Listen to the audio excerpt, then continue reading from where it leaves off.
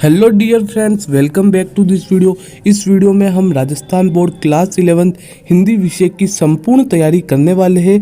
बस इसी एक वीडियो में हम हिंदी की आपकी आरोह बुक, वितान बुक और आपकी जो व्याकरण है उसको कंप्लीट करेंगे। मैं आपको सभी चीज़ें बताऊंगा और इम्पोर्टेंट क्वेश्चंस भी आपको बताऊंगा, तो आपको इस वीडियो को बिल्कुल भी स्किप नहीं करना है। तो चलिए वीडियो शुरू करते हैं। तो सबसे पहले मैं आपको हिंदी विषय का एग्ज़ाम पैटर्न बताता हूं और एग्ज़ाम पैटर्न बताने के साथ ही मैं आपको इम्पोर्टेंट क्वेश्चंस भी बताऊंगा। तो सबसे पहले आपके हिंदी विषय में जो आएगा वो आएगा अपठित। अपठित का अर्थ होता है कि जो आपने नहीं पढ़ा हो। अब इसके अंदर आपके सबसे पहले क्या आएगा, काव्यांश आएगा 18 से 20 पंक्तियाँ। काव्यांश पर आधारित अर्थग्रहण, सौंदर्य बोध और काव्य रीति पर 5 लघुत्रात्मक प्रश्न, 5 हो या फिर 4 हो, ऐसे लघुत्रात्मक प्रश्न पूछेंगे। तो मुद्दे की बात यह है कि आपके काव्यांश आएगा जो कि 18 से 20 पंक्तियाँ का होगा और काव्यांश पर आधारित आपको क्वेश्चन आंसर पूछेंगे। और काव्यांश को कैसे सोल्व करते हैं इसके ऊपर हमने एक प्रॉपर वीडियो बना रखी है। आप हमारे चैनल पर जाकर उस वीडियो को देख सकते हैं और होगा तो मैं कम्युनिटी पर डाल दूंगा।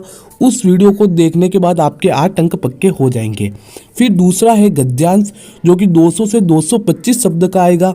गद्यांश पर आधारित बोध, पद, वाक्य, प्रयोग, रचनात्मक, शीर्षक आदि पर 5 लघुत्रात्मक प्रश्न। मतलब मुद्दे की बात यह है कि आपके एक अपठित गद्यांश आएगा जो कि 200 से 225 शब्द का होगा और गद्यांश पर आधारित आपको प्रश्न पूछेगा जो भी 8 अंक के। मैंने आपके गद्यांश एवं पद्यांश को कैसे सोल्व करते हैं, दोनों चीज़ों को सोल्व करना मैंने आपको सिर्फ एक वीडियो में बता रखा है। बस उसी एक वीडियो की सहायता से आप 8 और 8 16 अंक पक्के कर सकते हैं। तो मेरी आपसे एक रिक्वेस्ट है कि आप उस वीडियो को देख लें। उस वीडियो को देखने से आपका अपठित सेक्शन पूरा कंप्लीट हो जाएगा और आपके 16 मार्क्स आपको आसानी से मिल जाएंगे। इसके बाद आपके जो सेकंड नंबर पर है वो है रचनात्मक व व्यवहारिक लेखन जो कि 20 अंक का है। कितने अंक का है? 20 अंक का आएगा। और ये जो है मैंने वर्ष 2021 के मॉडल पेपर पर आधारित ये पैटर्न तैयार किया है और अब की बार मेरी गारंटी है कि ऐसा ही पेपर आना चाहिए।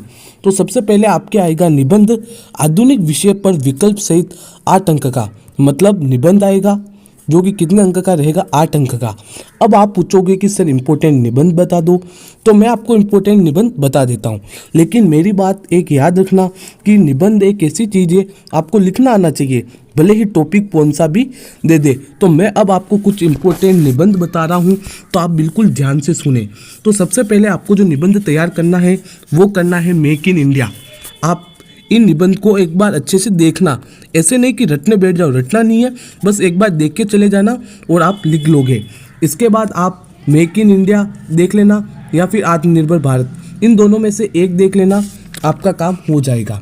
इसके बाद आपको कोरोना वायरस का निबंध तो देखना ही देखना है, भले ही इसका ट्रेंड कम हो गया हो, लेकिन चांसेस है कि अब की बार आपके एग्जाम में आ जाए। तो इसके बाद आपको याद करना है स्वच्छ भारत अभियान। स्वच्छ भारत अभियान निबंध याद करने के बाद आपको याद करना है आतंकवाद, क्योंकि अभी रूस यूक्रेन युद्ध चल रहा है, तो आप आतंकवाद पर अच्छे से निबंध के आप पॉइंट्स याद कर लीजिएगा और इनके अंदर एक बार देख लीजिएगा। इसके बाद आपको याद करना है इंटरनेट की उपयोगिता। ये इम्पोर्टेंट है, इंटरनेट की उपयोगिता या फिर विद्यार्थी जीवन में इंटरनेट की भूमिका, किसी भी नाम से आ सकता है, आपको इसको अच्छे से याद करना है। फिर मोबाइल फ़ोन वरदान या अभिशाप, ये तो मोस्ट इम्पोर्टेंट है, इसको आपको अच्छे से याद करना है। इसके बाद आपको जो याद करना है वो है जल संरक्षण। जल संरक्षण याद करना है और जल संरक्षण के बाद आपको बेटी बचाओ बेटी पढ़ाओ एक बार पढ़ लेना।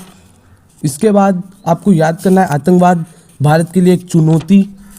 फिर इसके बाद आपको याद करना है, मैं आपको सारी चीज़ें बता रहा हूँ, योग स्वास्थ्य की कुंजी या भारतीय संस्कृति का अनुपम उपहार योग। मतलब योग के ऊपर निबंध आपको याद करना है। इसके बाद आपको जो याद करना है निबंध वो है विद्यार्थी जीवन में अनुशासन का महत्व। याद नहीं करना है, बस पॉइंट्स देख लेना और एक बार इनकी अच्छे से रीडिंग लगा के चले जाना, आप आसानी से कर लोगे। पर्यावरण प्रदूषण भी देख लेना और इसके बाद आप देखना मानव के लिए विज्ञान वरदान या अभिशाप या फिर 21वीं सदी का भारत, ये निबंध आपको देखने हैं। और राष्ट्र निर्माण में युवकों का योगदान, ये भी इम्पोर्टेंट निबंध है। और पर्यावरण संरक्षण, ये भी इम्पोर्टेंट है। कंप्यूटर शिक्षा ये भी इम्पोर्टेंट है। और मैं आपको बताता हूँ कौन कौन से। बेरोजगारी भी इम्पोर्टेंट है क्योंकि राजस्थान में भी बेरोजगारी ज़्यादा ही चल रही है, तो एक बेरोजगारी पर आपको निबंध देखना है। इसके बाद आपको जो निबंध देखना है, विद्यार्थी जीवन में नैतिक शिक्षा की उपयोगिता या फिर अनुशासन का महत्व एक ही बात है। तो ये जो मैंने कुछ आपको निबंध बताए हैं, तो उन निबंध को आप एक बार देख के चले जाना। हो सकता है कि इनमें से एक ना एक निबंध तो आपके एग्जाम में फंसेगा ही फंसेगा। इसके बाद दूसरा है कार्यालय पत्र विकल्प सहित, जो कि 4 अंक का है। कार्यालय पत्र आएगा जो कि 4 अंक का रहेगा। और हिंदी में कार्यालय पत्र लिखना बहुत सिंपल बात होती है, कोई कठिन कार्य नहीं होता है। तो अब मैं आपको कुछ इम्पोर्टेंट कार्यालय पत्र बता देता हूँ। तो आप पहला याद कर लेना, पेयजल की समुचित व्यवस्था के क्रम में। इसके बाद मौसमी बीमारियों के उपचारार्थ चिकित्सकों की नियुक्ति के क्रम में। और इसके बाद राजकीय माध्यमिक विद्यालय मालनू में बोर्ड परीक्षा केंद्र बनाने की स्वीकृति के संबंध में। मतलब स्थान चेंज हो सकता है, लेकिन आपको टॉपिक ध्यान रखना है, बोर्ड परीक्षा केंद्र बनाने की स्वीकृति के संबंध में।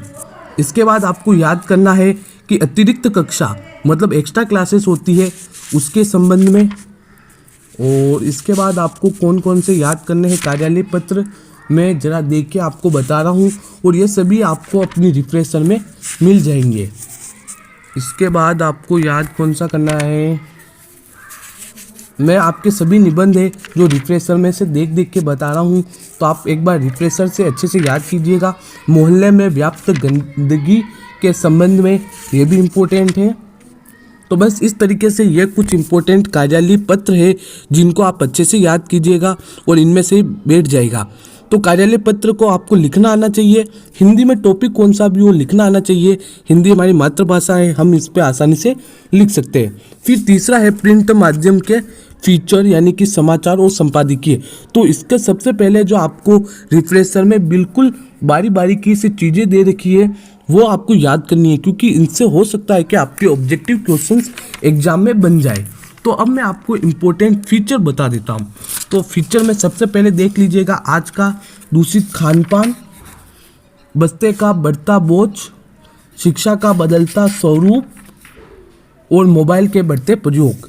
तो ये इम्पोर्टेंट कुछ फीचर थे जो मैंने आपको बता दिए। इसके बाद समाचार, तो समाचार के अंदर आप एक बार समाचार को देख लीजिएगा कि समाचार के अंदर क्या क्या होता है, और आप एक बार इनको पढ़ लेना, इससे आपका काम बन जाएगा। और जो संपादकीय है ये भी ऐसे कुछ इतना इम्पोर्टेंट नहीं है, हम ये नहीं बता सकते कि आप इसको याद कर लिए जो तो आ जाएगा। तो आपको बस लिखना आना चाहिए, और जितनी भी बेसिक चीज़ें आपको रिफ्रेशर में दे रखी है उनको पढ़िएगा, इनसे ऑब्जेक्टिव क्वेश्चंस भी बनते हैं। इसके बाद आपके जो चौथे नंबर पर है वो है प्रतिवेदन आलेख। ये कितने नंबर का है, ये भी आपके 8 अंक का है। तो इसके अंदर भी मैं आपको बता देता हूँ कि कौन कौन सी चीज़ें पढ़नी है। कुछ पढ़ने लायक चीज़ें हो तो मैं आपको बता देता हूँ।